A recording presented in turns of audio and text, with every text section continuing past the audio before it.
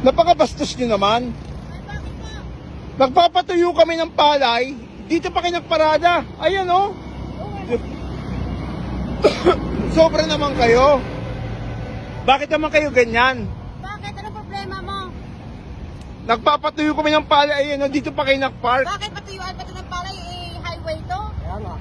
Eh baka naman pwedeng umalis kayo kasi kabastusan ho yan eh. Kabastusan.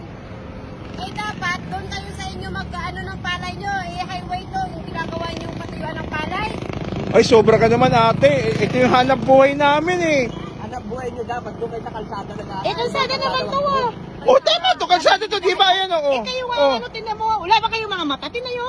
Isang linya ng kalsada yung ano nyo. Eh? Nyo na oh.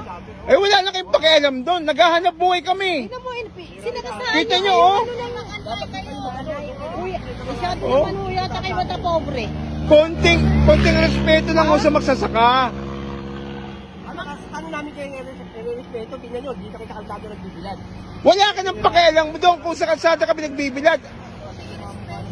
Oh. Grabe naman itong mga tao na. Yan ang hirap sa inyo, porket mayaman kayo, di kotse kayo. Ganyan kayo magsalita. Kasalanan naman namin na maging mahirap kayo. Kasalanan nyo, ayan o, nagpapatuyo kami ng pali, ayaw nyo tanggalan sa sakyan nyo. Ano yun, pinahike yung ano yung kotse nyo. Tinan mo oh. Inaantay lang kami. Dapat doon kayo sa ano na walang nakaano na palay. O bakit? Kayo, ano naman ginagawa ninyo? Hindi nyo nirespeto ang palay. Di ba kayo kumakain ng Sobra, bigas? no? Palay yan, bigas yan. Kahit kalsada to. Sobra naman kayo. Respetuhin ninyo yung palay. Pagkain yan. Huwag ka magkakalita.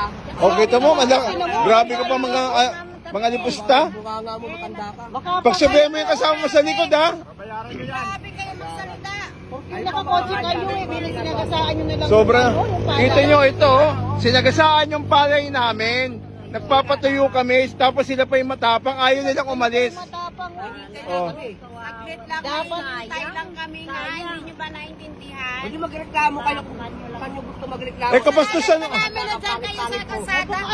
eh kabastusan ho yung ginagawa. Reklamo namin. Eh kabastusan yung ginagawa nyo eh. Kalsada kayo ha. Hindi yan patuyuan. Ay dapat doon kayo sa unahan. Hindi nyo sinasadiraan yung palay. Tama, doon kayo sa unahan. Kain.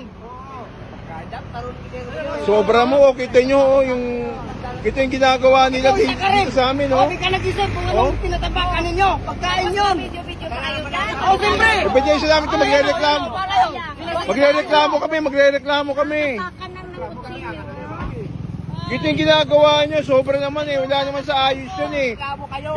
Hindi kayo marunong maawa sa amin, ito ng pinagkakitaan na namin, ito pinaghanap buhay namin ho. Baka pwedeng umalis na ho kayo. Baka pwedeng umalis na ho kayo. Antay na kayo.